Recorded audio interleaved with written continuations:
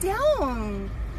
It's okay, I'm sorry. He apologized. It's my fault. He apologized. Yeah, I know. And you know what? That didn't upset me. But the bitch-ass hoe Sorry. that told me Bitch to calm down, what I'd like you to do is apologize instead of being a bitch. You're calling me sorry, but you're calling me a bitch. So set an example. I'm sorry. My kids can't hear me calling you a bitch. Your window's open. They can't hear me because they're listening to Kids Bop. Every single day, in parking lots and grocery stores and drive-thrus across America, someone decides that the rules do not apply to them. Not the social contract, not basic decency, not even simple mathematics.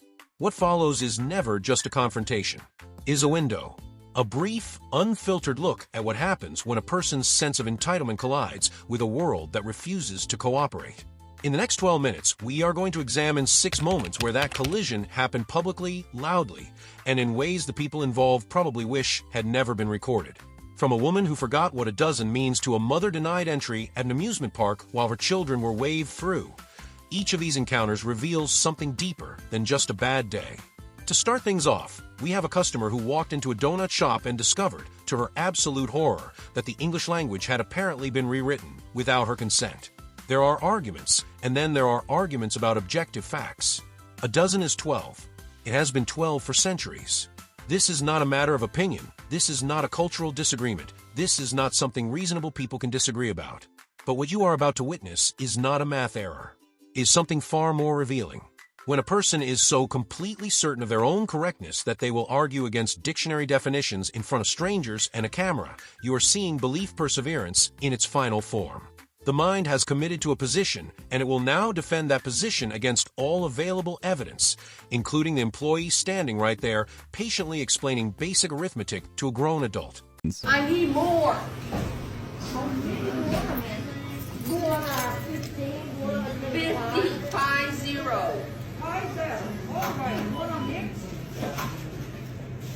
That's what a dozen is. Not 12. The employee who had to stand there and explain that a dozen means 12 deserves more than a raise. She deserves some kind of national recognition for patience under fire. Now let us move from a donut shop to a drive-through window, where the temperature is about to rise considerably. The drive-through window is one of the most underappreciated pressure points in modern life. You are hungry, you are in a confined space, there's a time expectation, and one human being stands between you and your food. Add a personal grievance to that equation, and you do not get a transaction. You get a pressure cooker. This exchange escalates from 0 to profanity in seconds. Both parties are burning by the time the camera rolls.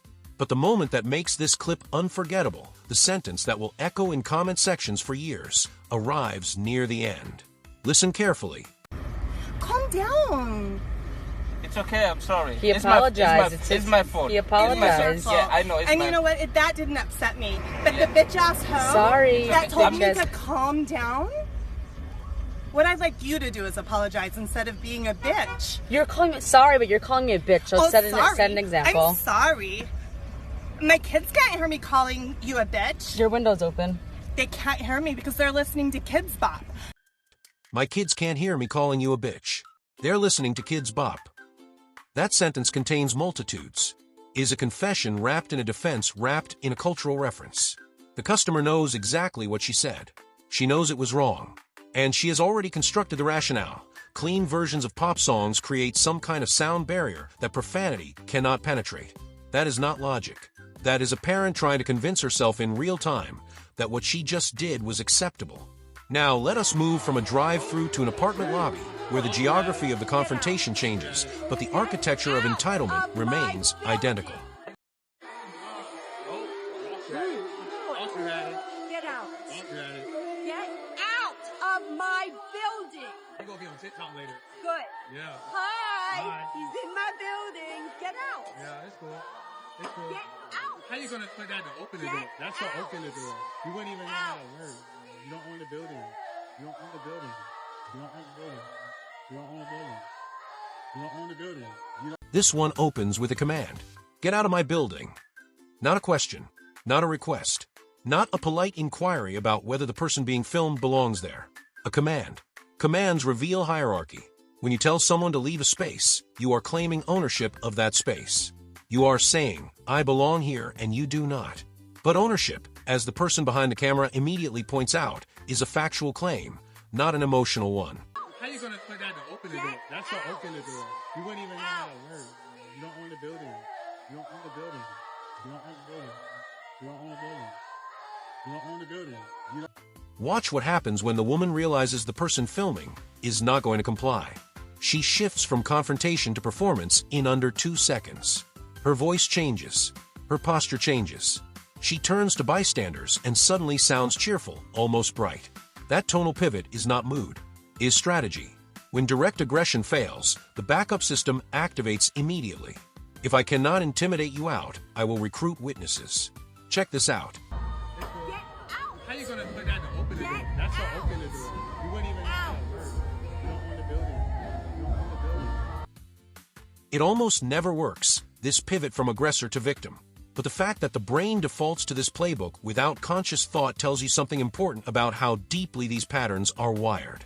Our next case takes us from a lobby to a checkout line, where the confrontation is not about space, but about something far more valuable.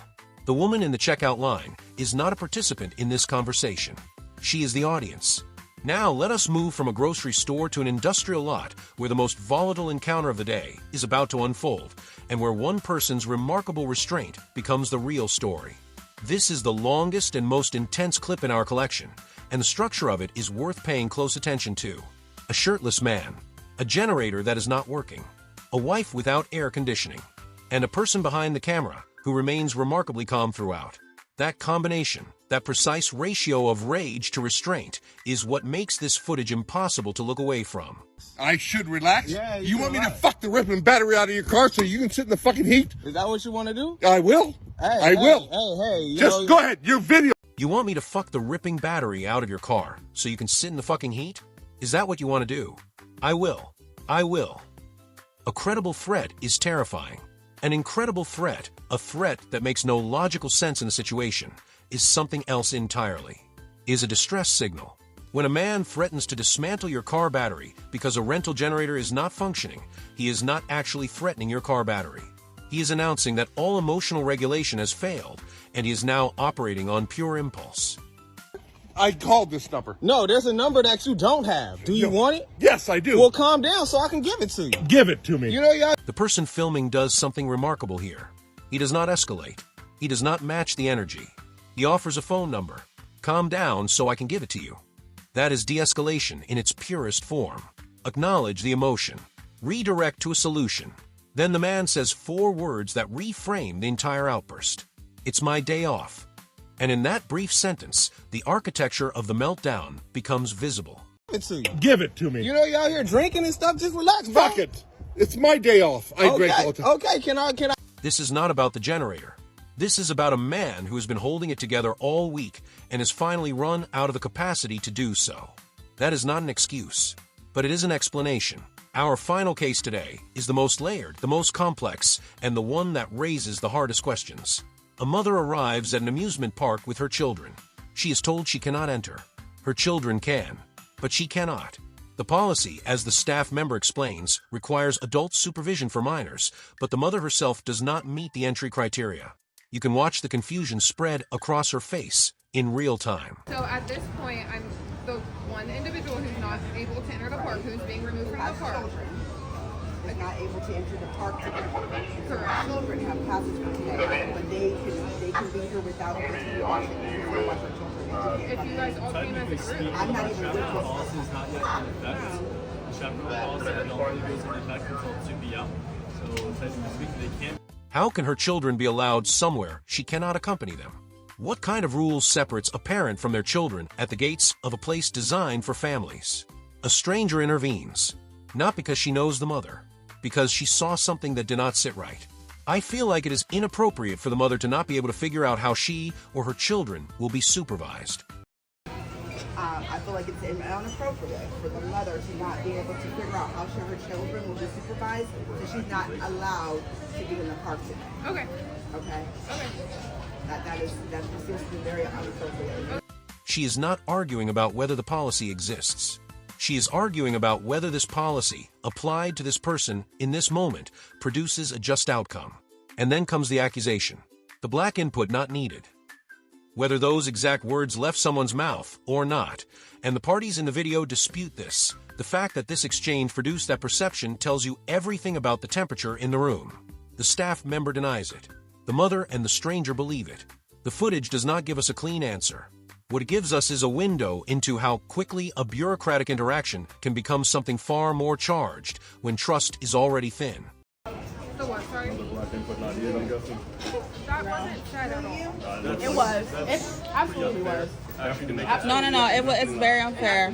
It's very unfair, and I have it already. At this point, guys, the decision's been made, so we're gonna ask. I have it all. Please leave the park, and then this is the last stop coming in. And that wraps up today's video.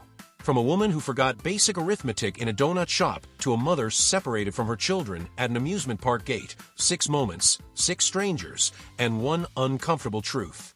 We are all closer to these moments than we want to admit.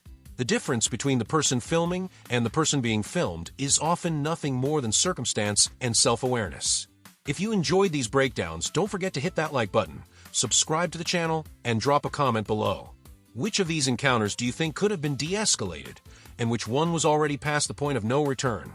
I read every single one. Thanks for watching, and I'll see you in the next one.